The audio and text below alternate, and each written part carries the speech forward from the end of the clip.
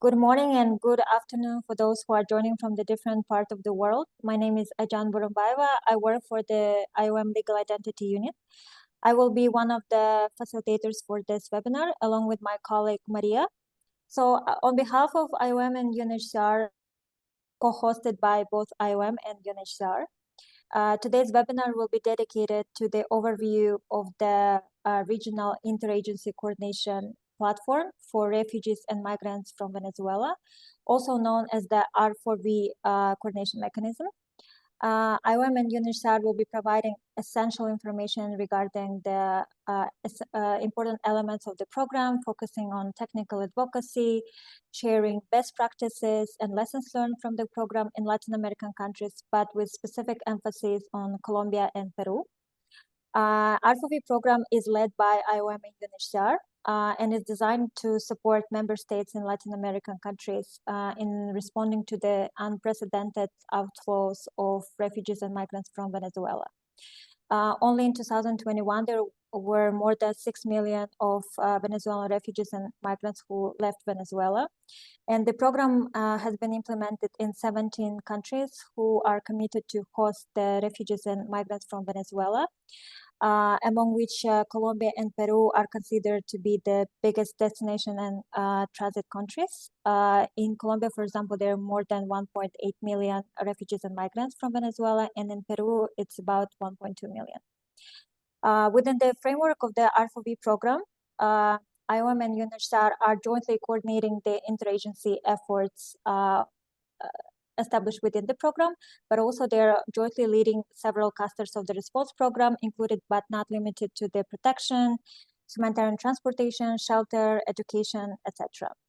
As you know, one of the mandates of the UNLIA Legal Identity Agenda's Task Force Group is to support member states in strengthening their inclusive civil registration and identity management services, including during the humanitarian crisis, for example, as in the case of the Venezuela. Therefore, we believe that this webinar is extremely important in raising awareness about the R4V program and its experience in Latin American countries. We have several learning objectives for this webinar. One of them is to enhance the understanding about the challenges and needs and basically essential vulnerabilities of refugees and migrants from Venezuela, but also to explain about the role of the R4V program in the crisis response. We would like to also promote the knowledge among the UNCT members regarding the issue of tackling the complexity of legal identity in the human mobility context, drawing basically from the best practices and lessons learned of the R4V program. For instance, we would like to share the technical assistance that we provided, that was provided by the program to the digitalization of the identity management systems in Colombia. That will be presented later by one of our colleagues. And finally, we would like to provide some entry points for member states who would like to replicate the same approach that was used by the R4V program for their countries, who probably experiencing the same emergency context. Today's agenda is quite packed. We would like to share the most essential elements of the R4V program. Therefore, we would like to present basically the general overview of the R4V program to be presented by IOM and UNHCR jointly. Then we have the presentation about the technical interventions in Peru, followed by the presentation on the technical aspects of R4V. And finally, we will have a presentation about the regional protection efforts envisaged by the R4V program. I hope you will enjoy this webinar because we really try to put the most essential information to increase your understanding about the R4V program. And now, without further ado, I would like to pass the floor to Risa Arai for opening remarks. Risa is UNDP's program specialist on legal identity, but also happens to be representing the Secretariat of the UN Legal Identity Agenda's Task Force Group. Risa, the floor is yours. Thank you. Thank you, Ajan, for the kind introduction. Hello, everyone. Welcome to the 7th webinar of the UNLIA Task Force event. We started this webinar since April 2023, and this series have created a community of 500 UN experts who are working in the area of legal identity. And as a person who started this initiative, I am very happy to see the growth of the community. And as Aijan introduced, today's webinar is about legal identity and human mobility. Since the onset of the Legal Identity Agenda Task Force, member agencies recognized the importance of legal identity credentials for refugees, migrants, IDPs, and stateless people.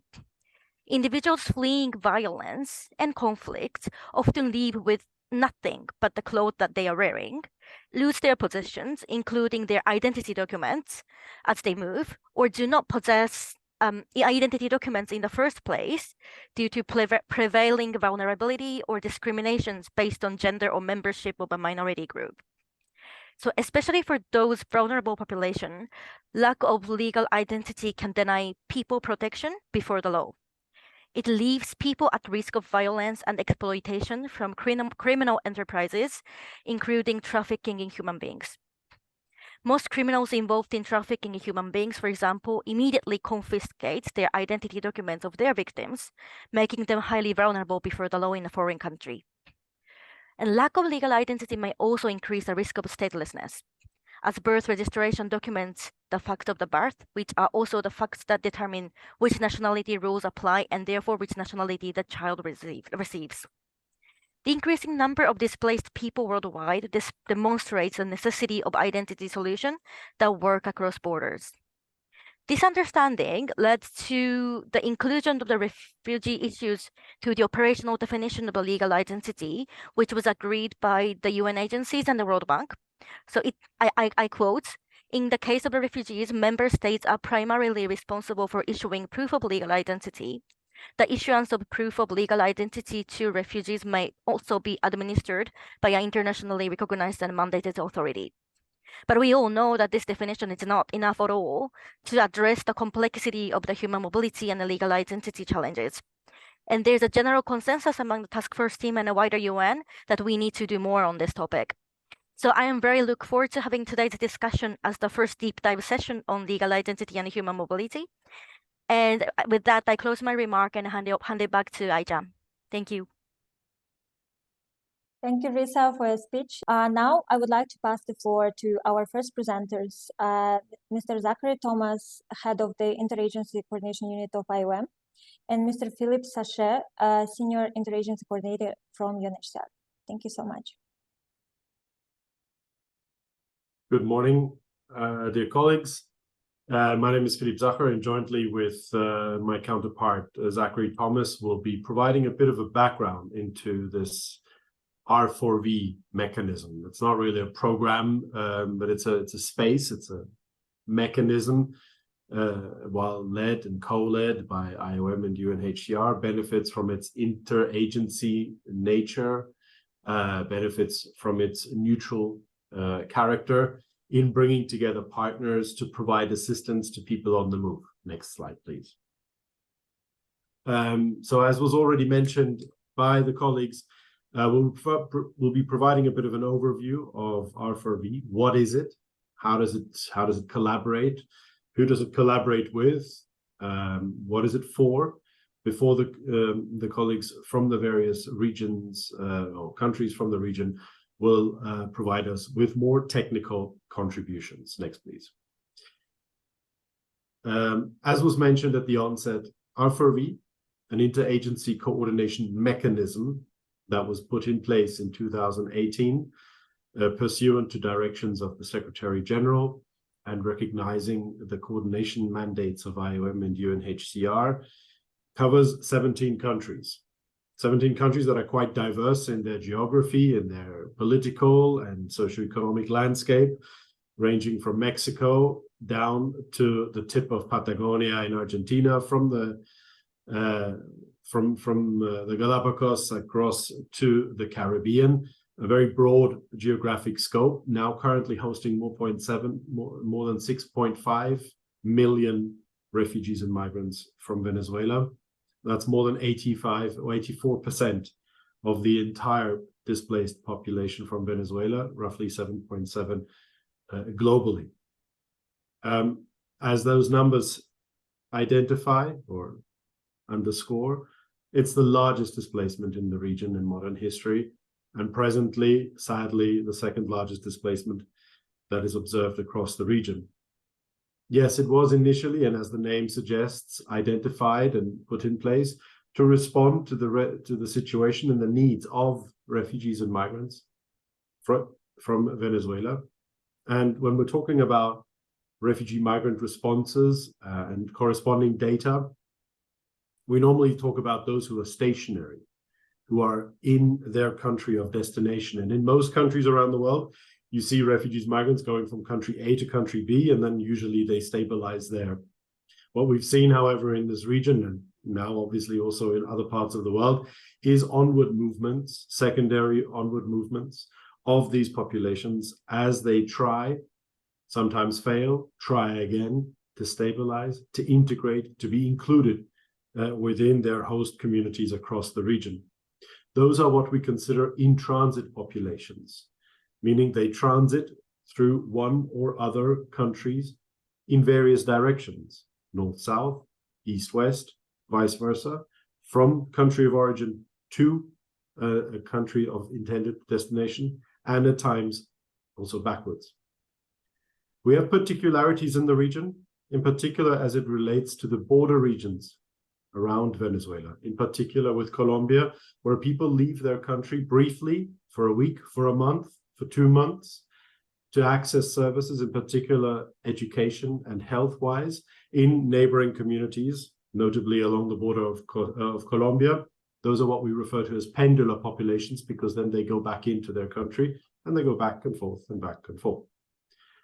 And also, the response caters for returnees from Venezuela, i.e. Colombians who used to be hosted in Venezuela and who have, in the wake of the situation in Venezuela, left this hosting country and returned to their country of origin, namely Colombia. And of course, no response would be complete without assisting affected host communities. 6 population groups, therefore making this not only a very complex undertaking in which we operate, but also a very diverse undertaking, this being the largest coordinated response mechanism in the world. Next slide, please. All data that we present here, that we have available on the mechanism, on the populations, on the types of assistance, on the projections, on our plan, which Zach will elaborate on shortly, is always available at r4v.info. How does it work? Given the large thematic, the large geographic coverage, many of you will be familiar with the humanitarian architecture, the clusters, as known in internal displacement contexts. For those more familiar with refugee coordination models, you will know the sectors. A very similar mechanism is what we have here, working in our bubble universe, representing the different thematic topics that correspond to the situation and needs of refugees, migrants, some of them being a little bit atypical, but reflective of the particular needs that have been identified amongst refugees and migrants in the region, in namely humanitarian transportation, talking about movement, facilitating movement of refugees and migrants within countries, talking about integration as the solutions, the longer-term stabilization and inclusion of refugees and migrants within their host communities. As also was referenced, the risks resulting from these movements including human trafficking and smuggling.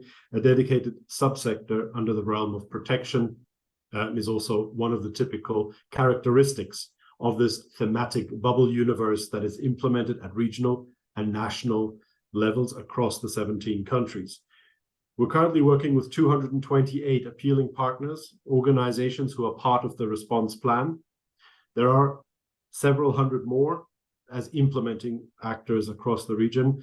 And one element that is key to us and that has been a hallmark of R4V is its commitment to localization, which we currently see through the participation of 46 refugee migrant-led organizations among those appealing partners. And we anticipate that this is a number that will continue growing. Another element in terms of the decentralized approach of this mechanism, the platforms. Yes, you've heard about the regional platform.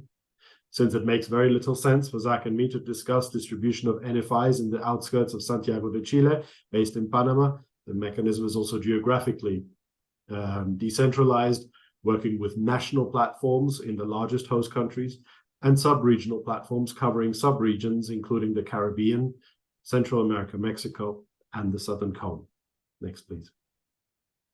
It's a diverse bunch of partners, as you can see, just a snapshot on the right-hand side of your screen, but it brings together a huge group of stakeholders engaged in this largest coordination mechanism globally. And it brings together, obviously, the UN agencies, the international national NGOs, and the other classical response actor, the International Federation of the Red Cross, the ICRC, and the national associations. But it also brings together stakeholders like the host countries themselves, like the international financial institutions, donor communities, and civil society in a response community. We speak with common figures, we speak with commonly identified and agreed visions, objectives, and a response plan based on identified needs developed in an interagency fashion across the region. Owing, of course, to the financial situation that we are all facing in the various parts of the world, impacting refugees, migrants at this point is a challenging undertaking, improving their situation. So far, more than 1.5 million, I think by now we've reached 1.8 million, have been reached with assistance this year through various mechanisms, including what we have here, a support spaces network, basically a community-based approach, multi-sectoral assistance across the countries, allowing for refugees and migrants, as they are highly mobile, to recognize common services to which they can avail themselves. Advocacy is key in all of this. Technical advocacy is what you will hear about shortly, but also when we're talking about rising levels of xenophobia and discrimination, common campaigns amongst the actors who are part of the response community of R4V seek to mitigate the impact and the misuse at times and the abuse that is often accounted when we're speaking about refugees and migrants in countries that have been hosting so many of them over the past few years. Of course, the region has benefited from great support from its donor community. Jointly with our partners, we've been engaging in various international conferences, solidarity conferences, donor conferences starting in 2020, and that have also contributed to mobilizing some $2.3 billion to a region that is often out of reach or out of sight when we're talking about classical humanitarian, but also longer-term integration needs, competing, unfortunately, with other tragic developments in the region at this point. I'll leave it there, and I will hand over to Zach to take us further into some of the key elements, some of the key hallmarks of what R4V does. Over.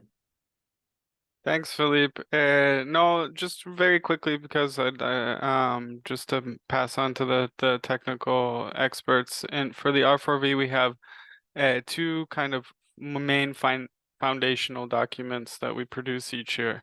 The first on the screen is the Refugee and Migrant Needs Analysis, which was recently released on September 12th.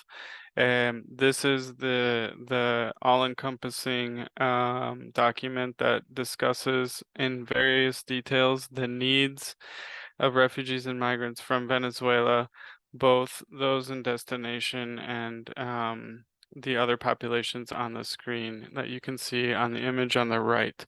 The document itself has more than 1,300 sources of data, and it takes months and months, and all partners of the R4V working together to do both secondary data review with government sources, NGO sources, academia, as well as joint interagency primary data collection, which took place in 5 countries this year. So you can see on the right hand of the screen that after many years of the situation in the region, the needs continue to exist for humanitarian protection and socioeconomic integration. Right now, as you can see, 4.42 million in destination refugees and migrants from Venezuela are in need of some form of assistance. And below you can see the different populations, population target groups. Those in transit, of course, have a higher percentage for obvious reasons, but that is the basics. And if you want to see the details, please feel free to see it on r4v.info. Tied to, next please. Tied to the needs analysis is the Regional Refugee and Migrant Response Plan. So this is our classic plan, which discusses in detail the response itself. It covers all 9 sectors, plus 3 protection subsectors, as well as all 8 platforms. In the year 2023, we have requested $1.72 billion to reach 3.4 million refugees and migrants from Venezuela. And just to mention too that this plan will be updated. We're in the final processes of updating due to kind of an interim revision exercise for the 2024 RMRP update, which will be published and launched on the 6th of December in Panama City. Next, please. And then finally, with the R4V, we do also quite a lot of analysis of population movements in the region, both using official government statistics as well as interagency and agency-based population monitoring exercises, both inside one country, different countries, as well as monitoring population movements across borders. So each of these documents are kind of the main R4V tools that exist. For all of the data, you can find it on the website as well. For the RMRP, you can find, I forgot to mention on the previous slide, the RMRP is an activity-based response plan, which means that it goes into very granular data in terms of what people are proposing to do, where, and targeting whom, and how much money for each activity. So it is not a project-based response plan, but it's an activity-based response plan, which is important. And all activities can be found on our database in the activity explorer and repository. So these are the 3 main documents we wanted to mention and bring to your attention. Tomorrow there will actually be a movement report info session. If anyone is interested to attend yet another webinar related to R4V, which will go over the Q3 movements report. And with that, I'll hand over the floor to the next presenter. Thank you very much. Thank you so much, Zachary and Philippe, for such an interesting presentation. Now I'm passing the floor to Mattia Zanazzi, the UNHCR Information Management Officer, to present the overview of the technical interventions in Peru. Mattia, the floor is yours. Thank you. Thank you very much. I hope you can hear me okay. Next slide, please.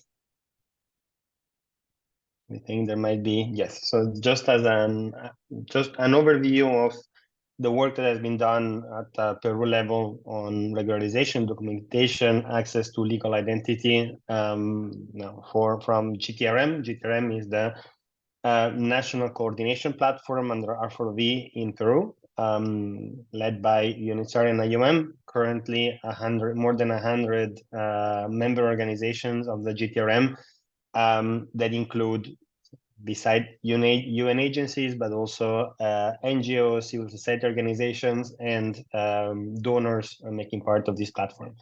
I'm going to give just an overview of some of the activities that have been ongoing in the past few years. Next slide, please. And starting with some key figures. 1.54 million Venezuelans estimated living in the country, in Peru. Of these, 532,000 asylum seekers and almost 520,000 Venezuelans with migratory permit. Here, one caveat: these numbers are being revised and reviewed at governmental level as we speak.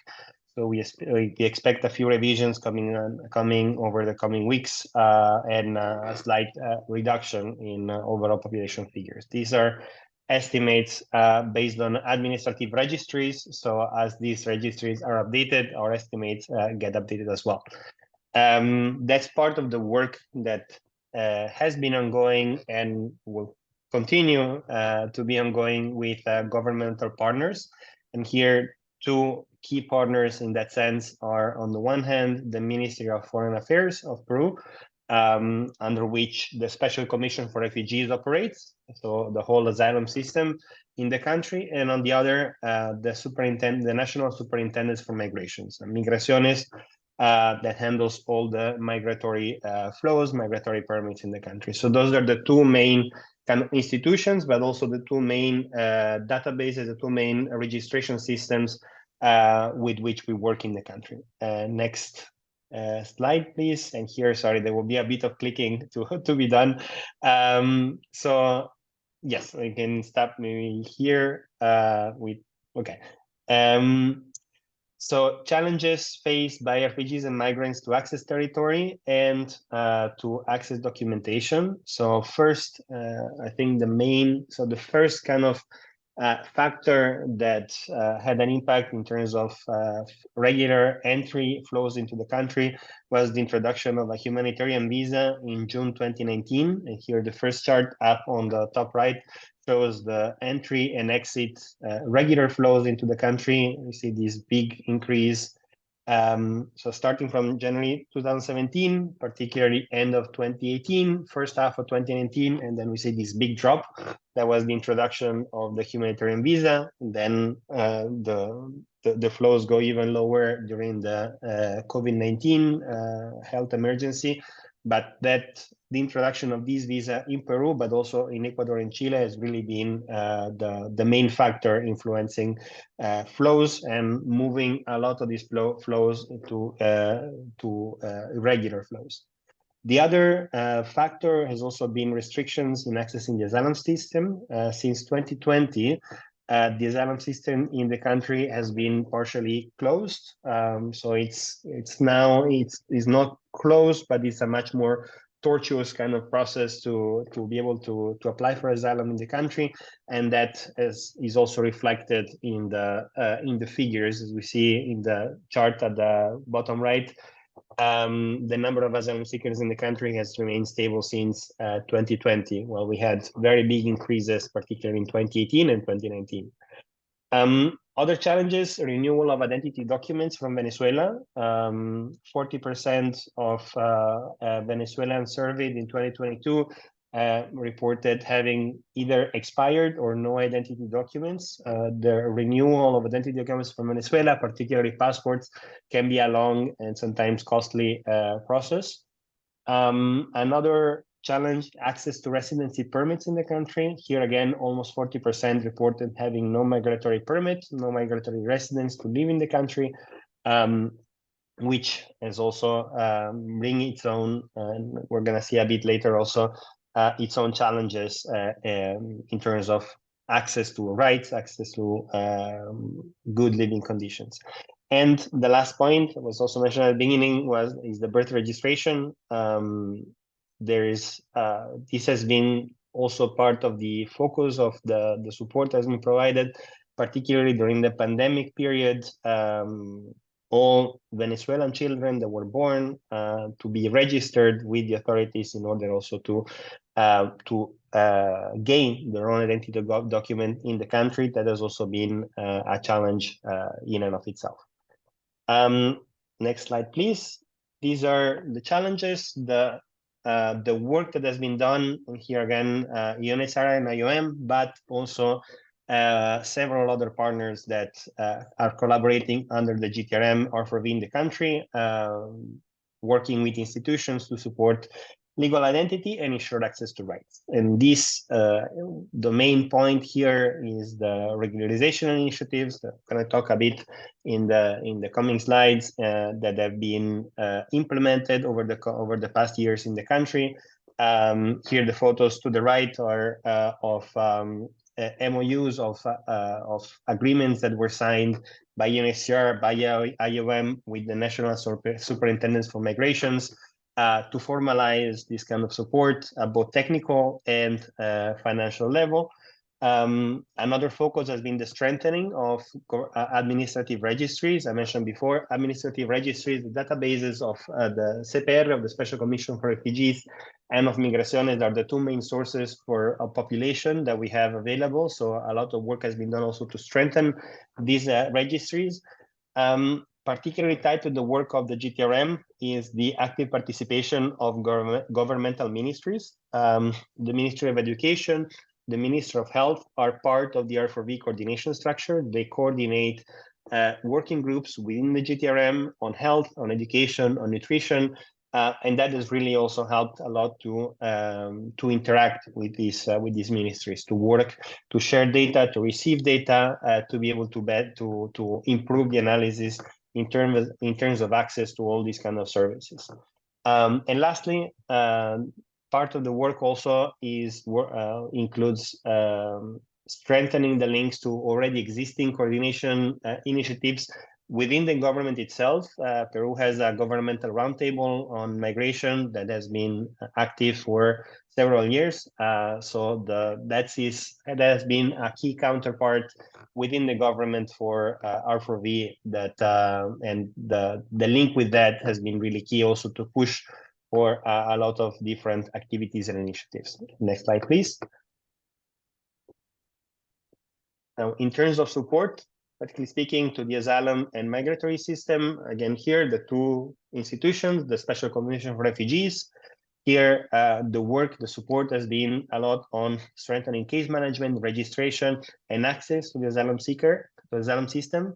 The registration system that the Special Commission uses, support in terms of staff for case review, all of that has been a key part of technical support and financial support provided to this institution. And the other to Migraciones, particularly, but not only in recent times, has been in the context of a regularization initiative.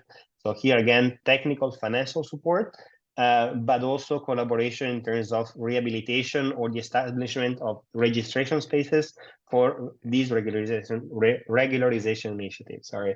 On the right, you see a couple of photos from these spaces. It has the new spaces. With these new initiatives, there was a need to create more spaces in order to process all of these cases, to have these one-on-one interviews with case workers.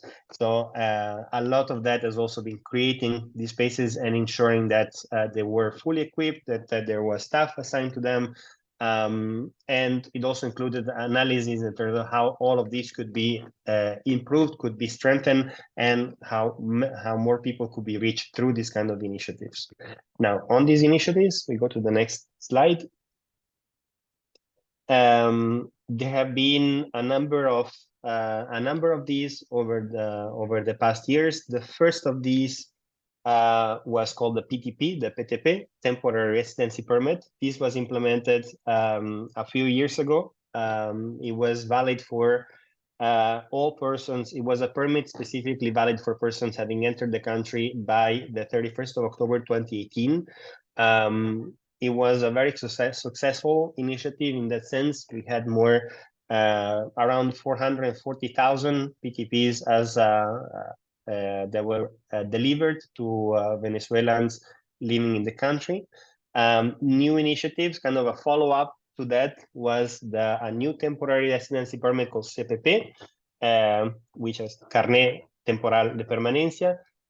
This was valid for persons having entered the country by the 22nd of October 2020, the first what we call CPP 1, and then this was renewed in 2023 and extended to 10th of November 2023. So the first CPP, more than 300,000 people received it. The second one, we have 66,000 people having received it, with a total of 215,000 total requests for this permit. So these are still cases that are being processed in order to actually deliver the CPP. Another initiative that has been ongoing and that connects the work between the Special Commission for Refugees and Migraciones has been a humanitarian residency. So this is a migratory permit specifically tailored to Venezuelan asylum seekers who are.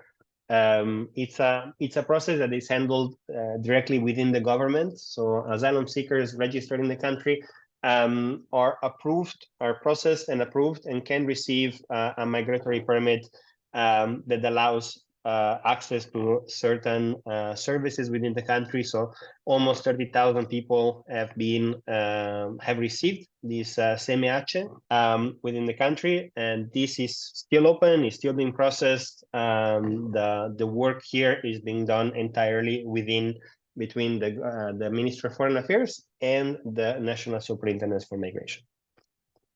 Next slide, please. Now, here in terms of what the data tells us, in terms of having access to these kind of permits, to this documentation, we have one survey that has been done in 2022. It's an official survey. It's called the EMPOVE, the National Survey on the Venezuelan Populations Living in the Country. And this survey also allows us to really look at what kind of impact does access to valid documentation, valid residency permits in the country can have. And here we see just a few examples in terms of access to formal work. For example, we find that 97% of those without a valid residency permit work informally, compared to 74% with those that do have a that do have a permit. Peru, this is much closer to the Peru, the general population average. Access to health insurance, 90% compared to 63% with and without. Of those that reported being sick previous to the survey, 80% said that they did not. 80% of those without a valid residency permit said that they did not have access to treatment, compared to 61%. And also, we see some difference in terms of feeling of discrimination within the country, 75% to 68%. So we can really see through this kind of data, which is it's official data, it's data from the National Statistics Office of Peru. We can really see also how access to documentation, access to permits really can have a big impact and can really reverberate over time for better integration and better living conditions. Next slide. And just to wrap up from my side, the coming up ahead and over the coming months is still this kind of work with institutions, on the one hand, working towards an interoperability of these two big registration systems to make sure that they can speak to each other, they can better integrate, and can provide us with better data ultimately. Support to possible new regularization initiatives. I mentioned the second CPP was extended until 10th of November 2023. So now, as the cases are being processed, we will look over the coming months about possible new initiatives in this sense to support Venezuelans in a regular situation. The statistical inclusion of refugees and migrants is also being a big focus right now.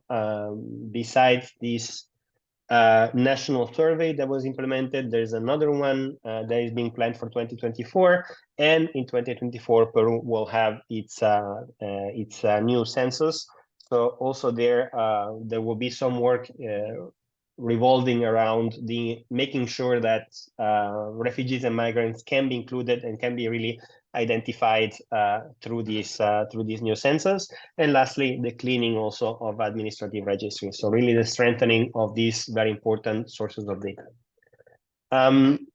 This was just a quick overview. I hope I did not go over time. I'm gonna stop here and pass the floor over to the next presenter. Thank you very much. Thank you so much, Mattia. Now I would like to pass the floor to the next presenter, who is my IOM colleague, Vanina Modola, Program Officer at the Information Management Unit, who will explain the technical aspects of the R4V. Thank you so much. Thanks a lot. Next slide, please. Yeah, just a reminder, just to stress the importance of legal identity in context of human mobility. As Risa said in the introduction, The lack of legal identity has wide implications in migration and human mobility and in the case of the Venezuela situation for refugees and migrants. Further to being impeded from effectively accessing their rights and corresponding services, people without legal identity will be unable to migrate safely to most, if not all, foreign countries. And of course, legal identity is central to enabling regular migration and to protecting the rights of migrants throughout their migration journeys. Of course, as my colleagues were talking about regularization processes, if you don't have an ID, if you don't have a document, you will not be able, for instance, to access to regularization processes that have been put in place in most of the region, in most of the countries in Latin America. Next slide, please. So I will talk about the case of Colombia. As it was explained as well in the beginning, they host many migrants. It's the first host country for Venezuelan migrants and refugees. The last statistics from Migración Colombia, it was just released a report. It's 2,800,000 Venezuelans in Colombia. That was the last statistic from Migración Colombia. And Colombia in the last years, they have implemented several tools in order to regularize Venezuelan nationals. In this case, I'm going to just talk a little bit about the temporary protection statute for Venezuelan migrants, which is the last tool Colombia developed. It's a three steps mechanism. First of all, there was a virtual registration. It is a self-enrollment at the Registro Único de Migrantes Venezolanos, where the migrants have to give their personal data, they have to attach some ID documents, a photograph as well. And of course, we are fully aware of the digital gap some migrants and refugees may face. That's why, for instance, I'm just talking about one of the actions of one of the initiatives is that IOM, for instance, but of course with the help of many other partners with other different actions, of course, we deployed 5 agents in more than 100 locations all along the territory in Colombia to help migrants and refugees to register in this single registry of migrants. We provide our agents with electronic devices, so they support and they help in the registration. And of course, as I mentioned in the beginning, and this is all about the legal identity importance, is that of course you have to present an ID. And in the case of Colombia and many other countries in the regions, the government of Colombia accepts an expired identity document, for instance, a 10-year expired passport. And this is really important, and this is key in the case of Venezuelan nationals, because what was already been told. And just to mention that the first Proceso Quito is a space where governments discussed technical aspects about the Venezuela situation in order to get solutions, in order how to face challenges in this unprecedented human mobility element. And at that 5 years ago, we proposed, many of us, many partners, many UN agencies, we proposed that governments should be accepting expired documents because it was a problem for Venezuelans to have a passport, an ID, etc. And 5 years ago, many countries in Latin America and the Caribbean are accepting these expired documents. And that was something that 5 years ago seemed quite impossible to reach. Seems like, okay, nobody would accept this, governments would never accept this. And okay, here we are 5 years later, that many countries in the region, they acknowledge this is a challenge, this is an obstacle for Venezuelans to get a valid ID. And for instance, they are accepting an expired passport. And again, here we have the case of Colombia. where almost 2,500,000 Colombians have been already registered in this Registro Único. Next slide, please.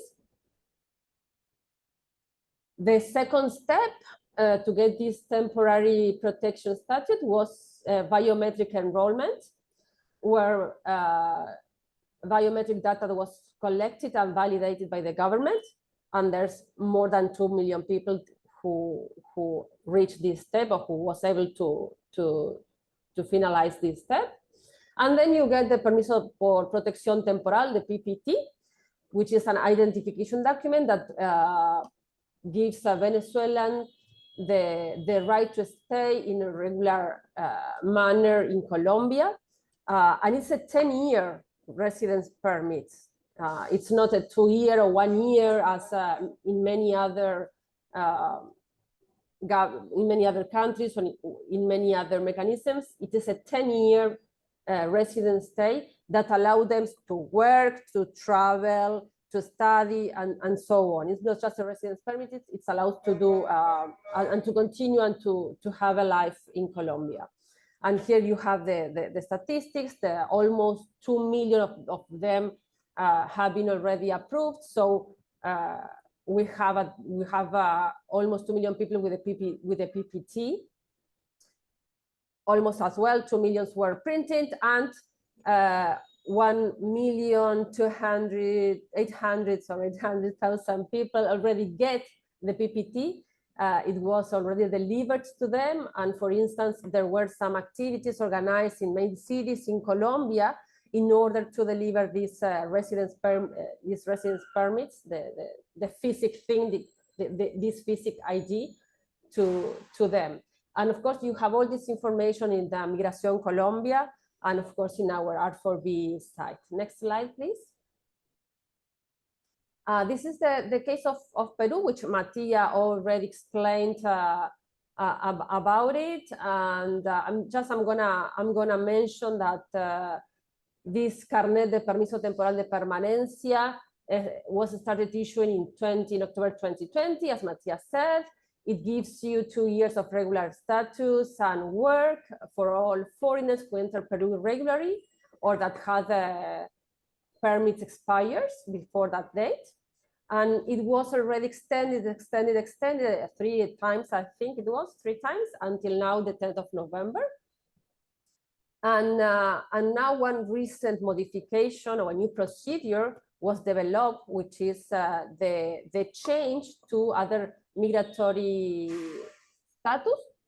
So if you have a CPP, now you are able, after 2 years, you are able to change it to the Calidad Migratoria Especial Residente. So it's just a recent change. And so far, at the beginning of November, the government of Peru announced that more than 50,000 people have already started this process to change the CPP to Calidad Migratoria Especial Residente, or the Carnet de Extranjería, which gives you a more consolidated regular status in Peru. Next, please.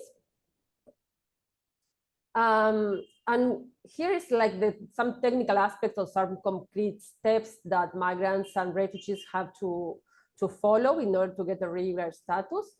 And for instance, for the CPP, some of the steps was in this Agencia Digital, where migrants and refugees have to report their personal data.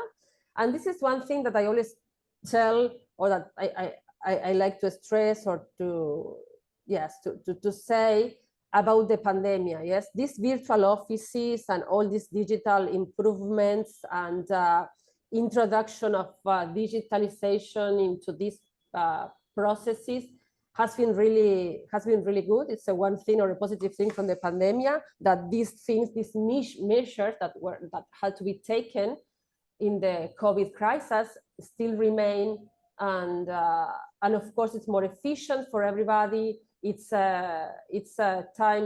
less time consuming. So at the end, it's much better for the government and of course for the foreigners. And in this case, Peru, Migraciones Peru, they developed this digital agency where you have where you are able to enter your biographic data, and you can as well upload all the relevant identity data. And then after check-ins and after validation of these documents, you have to go in person to Migraciones, to any of those offices. But of course, when you already have part of the process already started and already validated some of the documents and some of the ID information the person gave. This is as well for nationals. Yes, it's for nationals and as well as Agencia Digital for everybody. And another action or another activity I would like to mention in Peru was the regulatones. From October 2022 to February 2023, we implemented these regulatones. I don't know the term in Spanish, it could be strange, but the regulatones were put in place to collect biographic and biometric data from Venezuelan nationals. So far, almost 25,000 people registered in this through these regulatones. And this was necessary, or this was a first step to start a calidad migratoria humanitaria issued by the foreign minister, as Matias already explained.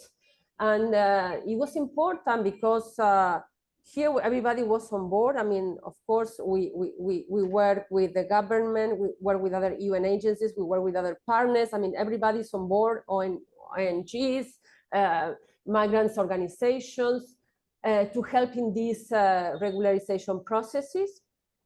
And these regulatones, for instance, they were distributed along the territory of Peru. It was in Lima, it was in Piura, it was in Tumbes, it was in Trujillo. I mean, in many locations throughout the territory of Peru. And it was, people was able to go there to reach these places. And from Monday to Saturday, from let's say 9 a.m. until 9 p.m. at night. So there was, it facilitates this registry to people who, for instance, has to work during the morning until the afternoon, etc. So that was the main purpose of these regulatones, to facilitate this registry to refugees and migrants from Venezuela in Peru. Next. And of course, as I stressed, sorry, come back, as I stressed before, this is the challenge. And again, regarding legal identity, people without identity documents from the country of origins or access to registration of vital events, and in the case of PPT or CCP, it's not possible. I mean, if you don't have a legal identity document, it's not possible to you to access any of these regular mechanisms. And again, some people still doesn't have them. Next slide, please. This is just a few statistics, but already Matia mentioned them, and this information is available as well in Peru regarding some statistics of the Carnet de Permiso Temporal de Permanencia and some disaggregated data about the male, female percentage, children, etc. Thanks so much. Next, please. Thank you so much, Vanina, for your presentation. And for the final presentation, I would like to invite Mr. Jose Ciber, Senior Protection Officer from UNHCR, to tell us about the regional protection efforts within R4V program. Jose, please, the floor is yours. Thank you, Ajan. Ajan, how much time do I have? I think you have at least 5 to 10 minutes. Thank you. Okay, good. No, then I will be quick, and I will try to limit myself to the time. Thank you very much.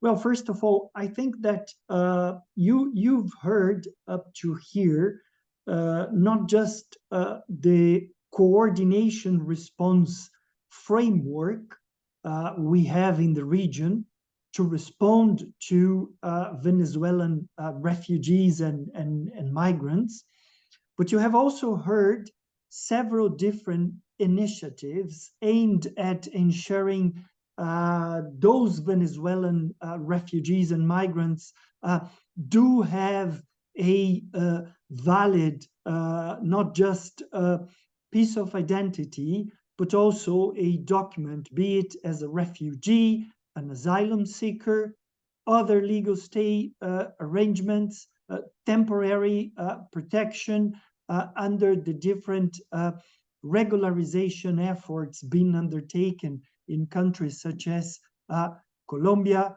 Ecuador, Peru. We also have an interesting and quite successful program being implemented in the Dominican Republic. So I think that all this work that is being implemented by an interagency effort under the coordination of R4V is supporting us, providing Venezuelan refugees and migrants with a certain level of legal protection, access to the enjoyment of rights, in particular economic, social, and cultural rights, with the ultimate objective or aim at facilitating their local integration in these countries. But now I would like to share with you one particular situation that remains of great concern to us in the region. Is not at all related to what kind of document a Venezuelan refugee or migrant will obtain when they arrive in countries like Colombia, Ecuador, Chile, Peru,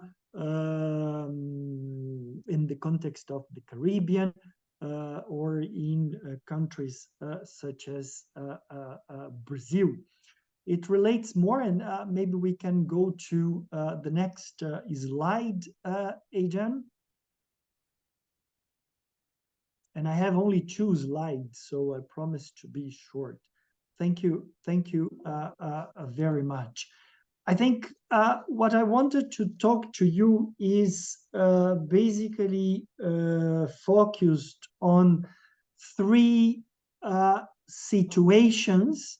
So we have here a typology of situations we continue to observe taking place on the ground and affecting particularly the children of those Venezuelan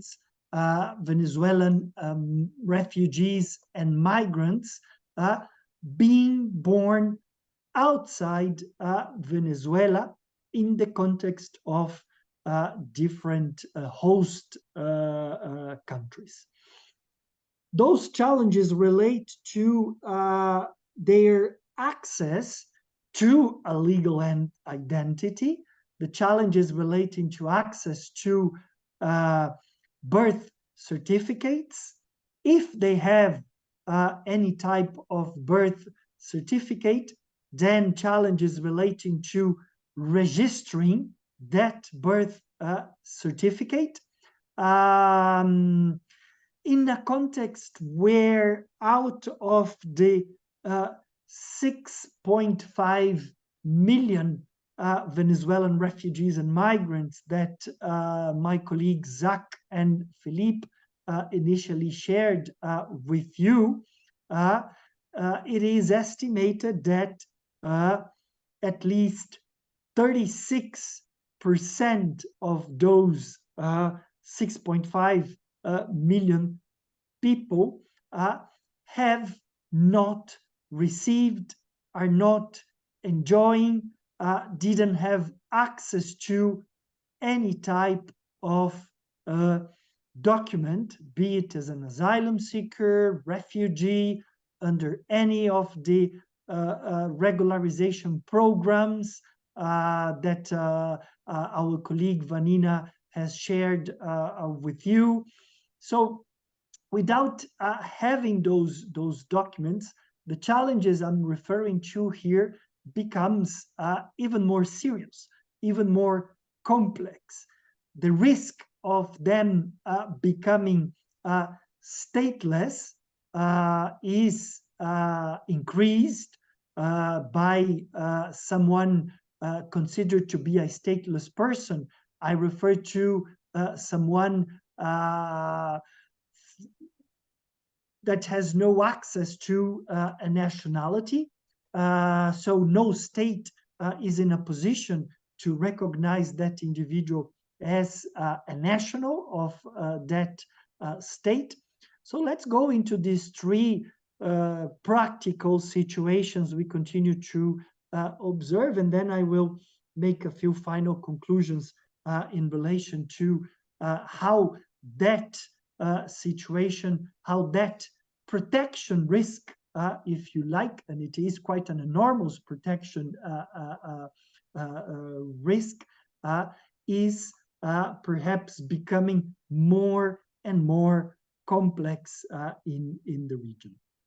But first, we have challenges facing by Venezuelan parents who have children born outside countries like Colombia, Chile, Ecuador, Peru, in confirming the Venezuelan nationality of their children. It relates, it's not limited to, but it does relate to access to consular assistance. We continue to observe several efforts on the side of Venezuelan authorities to rebuild, reestablish their consular network in the region.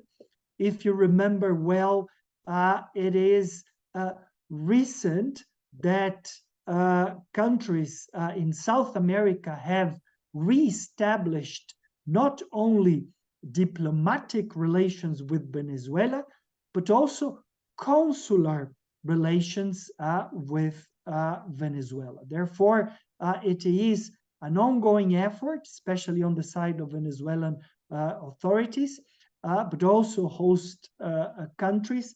And when you talk to those Venezuelan parents, they continue to lack sometimes documentation from their country of origin, from Venezuela, to be able to confirm the Venezuelan nationality of their children. They lack the resources to try to obtain sometimes the birth certificate, the required documentation, so that they can access the Venezuelan nationality. Sometimes the lack of resources, because most of the time they are required to present documentos apostillados. You all remember the 1961 Hague Convention abolishing the requirement of legalization of foreign public documents and creating the apostilla, the apostille, which can be quite expensive in the context of South America. So parents continue to lack resources to have access to the apostilla. Sometimes lack of clarity, lack of information, lack of timely legal orientation, legal assistance on the requirements to access the confirmation of the Venezuelan nationality.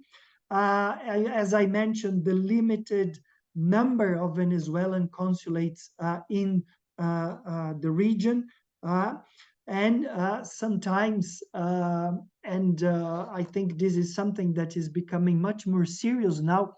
As you remember, my colleague Felipe made reference here to those Venezuelans not just arriving in those host countries, but also undertaking secondary, tertiary, onwards movements to different countries. So we also have Venezuelan families with children, for example, mainly born in Colombia, but undertaken movements towards Ecuador, towards Peru, towards Chile, towards Panama, towards Central America and Mexico, with their children who were born outside Venezuela, but lacking a birth certificate or not having had access to birth to the registration of that birth certificate. So not just not having access to the Venezuelan nationality because challenges in accessing consular assistance, but also having challenges in obtaining, for example, the Colombian nationality, the nationality of the country where they were born. And this is particularly of concern to our region, as in our region, nationality can be accessed both through jus sanguinis, but also through jus solis. So in almost all countries in the context of South America, you can obtain the nationality of the country where you were born just by the fact that you were born in that jurisdiction. So a second typology here I wanted to share with you. These are cases we have identified involving the access to birth certificates, the birth registration, and therefore situations where they cannot access the nationality of that country they were born. This is a situation that we continue to confront by supporting civil registration entities, by facilitating access to birth registration, sometimes providing yes, Riza, I will make sure that I will expedite here. So let's move on to the third one, the third situation we continue to have.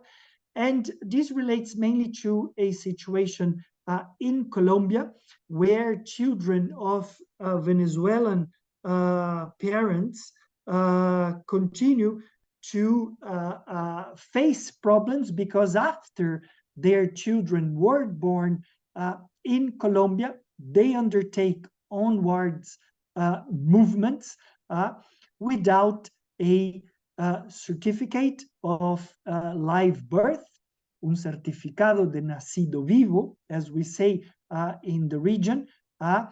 Often, as we had in Colombia, a situation where these certificates were issued with a note saying that that certificate would not be valid to prove nationality.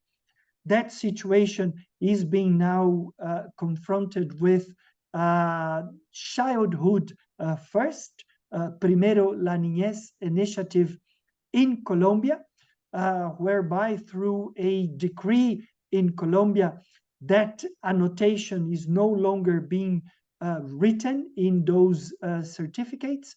That annotation is being, by the opposite, being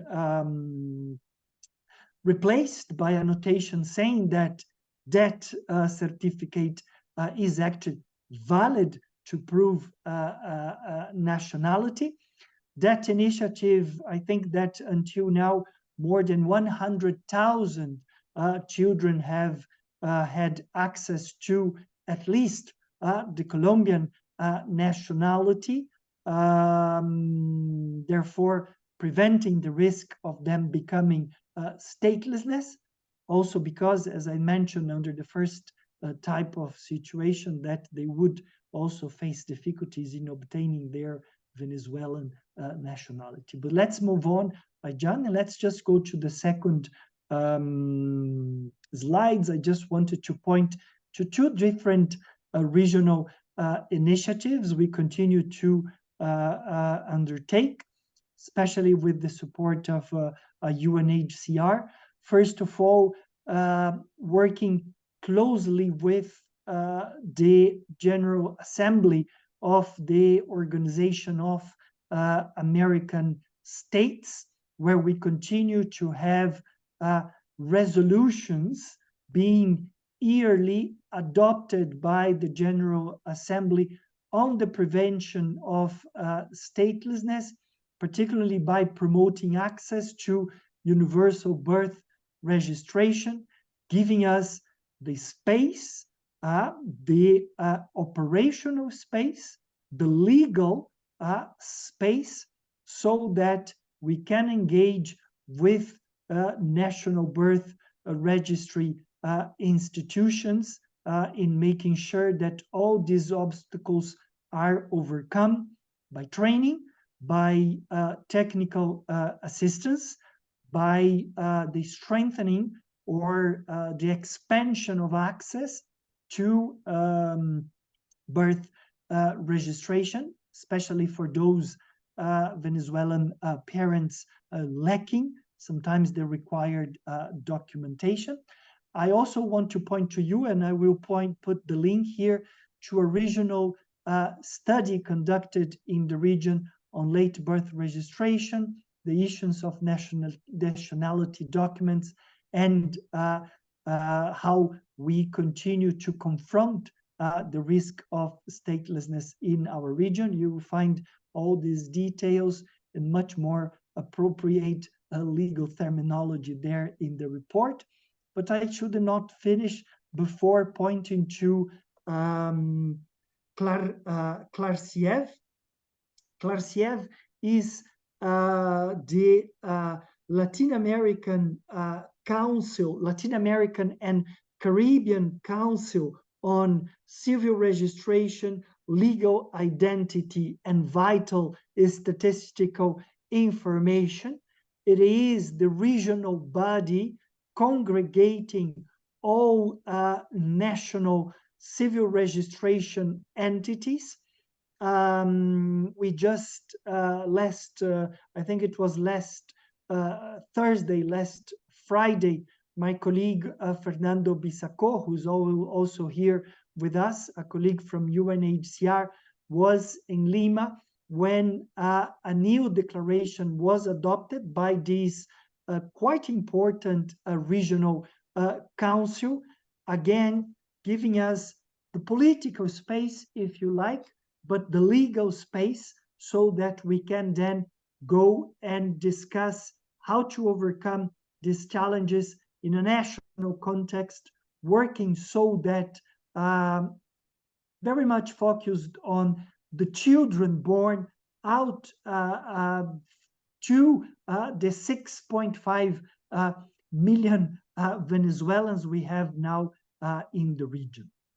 Just a word to say that we remain very much concerned, and this is something that you will find in those documents shared by my colleagues Philippe and Zach, the RMNA, the RMRP. We continue to be very much concerned over the situation of those Venezuelans and many other nationalities now in transit in our region, in what we often refer to as the onward movements. As people continue to move to one country, a second country, a third country, life continues. People continue, for example, to have children, and those children continue to face obstacle in having access to a legal identity, to a birth certificate, to the registration of that birth certificate, so that document can then generate the legal effects, so that they can have access to a respective nationality. So I think that remains the focus now, and that will be the focus from the next years to come. Thank you very much, Ayjan. I will give you the link to the report I mentioned to you. I will also give you the link to Klarciev, so that our participants can explore more what Klarciev and we as an interagency coordinated effort under the United Nations are doing. Thank you very much. Thank you so much, Jose, for your presentation. Please drop all the links in the chat so the participants can access them. Over to you, Maria. Thank you very much. Right. With that, I think I will thank all our colleagues for their presentation. Thank you all for being with us, for your interest in the region, in the work that we're all doing. Thank you very much for being here and for participating. So with that, I wish you all a rest of the wonderful Tuesday. Thank you again for all our panelists joining from the region and beyond, in your case, particularly Risa and Aijan. Thank you very much. It's been a wonderful conversation. Really appreciate it. Thank you.